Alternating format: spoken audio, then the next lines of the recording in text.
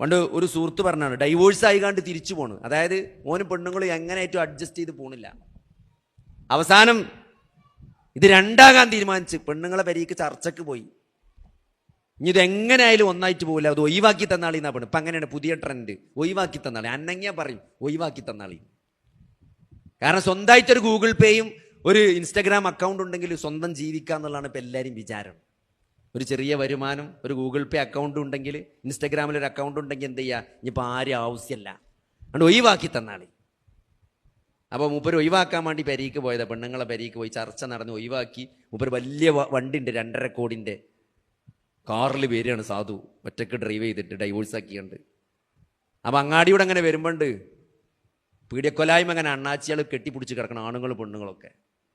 എന്താ ഇപ്പോൾ ഒരു പെരയില്ല, മഴ എങ്ങനെ പെയ്യ, എന്ത് സുഖത്തിലാ പോലും കിടക്കണം. ഇവിടെ കോടിക്കണക്കിന് റുപ്യേൻ്റെ വണ്ടി ഉണ്ടായിട്ട് ഡൈവോഴ്സ് ആക്കി വരികയാണ്. അപ്പം ഇതൊക്കെ നമ്മളെ തോന്നലാണ്. അതുണ്ടായി അതുണ്ടാവും. സുഖം എന്ന് പറഞ്ഞ സാധനം ഉണ്ടല്ലോ, അത് കായോണ്ട് ഒന്നുകൊണ്ട് കിട്ടൂല. അത് പടച്ചോൺ തരുന്നെ വേണം, അത് പടച്ചോൺ തരുന്നെ വേണം.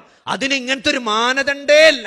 നമ്മളടുത്ത് പൈസ ഉണ്ടോന്നോ, നമുക്ക് പെരണ്ടോന്നോ, നമുക്ക് കാറുണ്ടോന്നോ, നമുക്ക് എന്തെങ്കിലും പ്രശ്നങ്ങൾ ഉണ്ടോന്നോ ഇല്ലേന്നൊന്നുമല്ല. അത് അള്ളാന്റെ വലിയൊരു ഔദാര്യമാണ്. അത് കിട്ടണമെങ്കിൽ എന്താ പറയുക, അങ്ങനത്തെ ഒരു മാനസികാവസ്ഥയിൽ നമുക്ക് ജീവിക്കാൻ പറ്റും. അതല്ല